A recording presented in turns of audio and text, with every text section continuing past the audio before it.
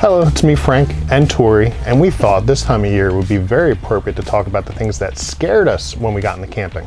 If you've never been like RV camping or even just regular camping before, it's pretty intimidating. I mean, 2 years ago before we bought our camper, we were just like, what are we doing? We don't really know too much about that. And it can be scary when you first start out. You know, we talked to a lot of people like, oh, I'd love to get into it, but I'm really scared to get into it.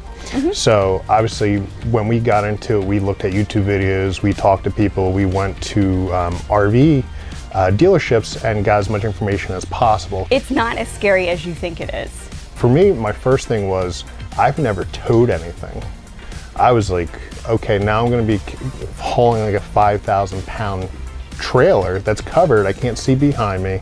I'm gonna be pulling something, and you know, being a man, I'm like, yeah, I got this, but deep down inside, I'm like, I don't know. Well, the closest thing that you'd ever done to that was when we moved and you drove our huge moving truck, which was not your favorite experience. Was not. I had to drive in the rain as a 27-foot box truck, the biggest box truck you can get without having a CDL. And yeah, it was I'll say pulling a camper is way more pleasant than driving a beat up old Penske truck. The nice thing too about where we got our camper from is the salesman actually took us to a huge church parking lot the day that we picked it up and kind of helped Frank drive it around. I did jump in the driver's seat a little bit, but that actually scared Frank too much, so I jumped right back out. And he kind of walked us through how to drive this thing around. And Frank has gotten really good at it. Yeah, so shout out the Indian Valley Camping Center where we got our camper. I guess it's considered like Satterton? Yep, Satterton, PA. Pennsylvania. Yep, we'll link to them in the description below if you're looking for a camper. They're a really great dealership to work with. We went over probably 15 to 20 dealerships. We went to large RV shows, and by far they're the best to deal with, and they were honest and just fantastic. But yeah, so he took us into a parking lot, which brings me into, he gave me a quick tutorial because my next fear was backing into sites. Sometimes you're dealing with smaller sites, very tight spaces, you have cars on each side of the roadway to get to your site, you have campers, you have kids running around, so I'm like, oh my God, I've never backed anything in, the counter steering, everything else. But he gave me a quick tutorial on that, which helped. But I do recall the first site we went to, I was backing in and a bunch of people came over to help. And that's what's great about the camping community. People will jump in and help you right away. And they're like, this is your first time backing up? I'm like, oh yeah, it is. But over time, you know, like I said, everybody's very patient. They come over and help you. We have some electronic aids, like a backup camera, level mate now. So all those things kind of help you get into the spot, get leveled out. Something that really scared me, and actually is still scary, is when I book a site and I can't see an exact picture of a site, like, which isn't very common.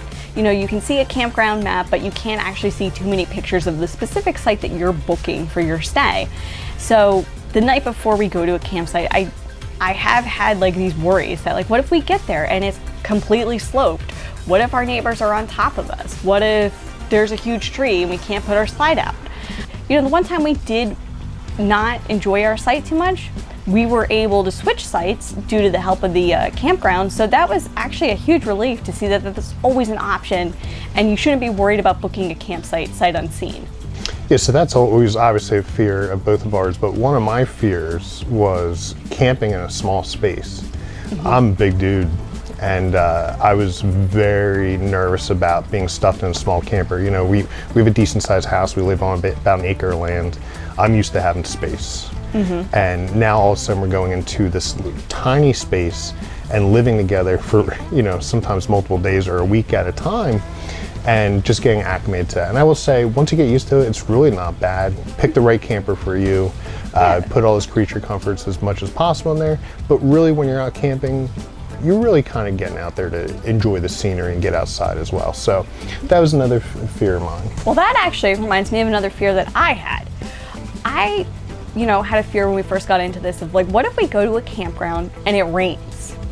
You know, are we still gonna have a good time hanging out in our camper at a rainy campsite due to the camper that we picked out that was big enough for us to not be right on top of each other, but small enough where Frank didn't have to worry too much about towing it, has made that very enjoyable. We've dealt with rain a couple times, and we just go inside, hang out, watch TV, and it's actually very relaxing. Yeah, it's no big deal. And you know, sometimes there's still stuff to do in the area.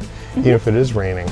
Those are some of my biggest ones. And then obviously dealing with like the sewer, not only hooking up your utilities, but emptying everything was another one of my fears. I'm like, oh my God, you know, again, I'm like, I'm a man, I can do this, but deep down, so I'm like, icky, I don't want to do this. But once you get used to it, it's not like you get it all over you and stuff like that. I think a lot of people probably have that disposition. Well, you know, you're covered like Carrie at the dance. Oh my gosh. But in poo. But it's nothing like that whatsoever.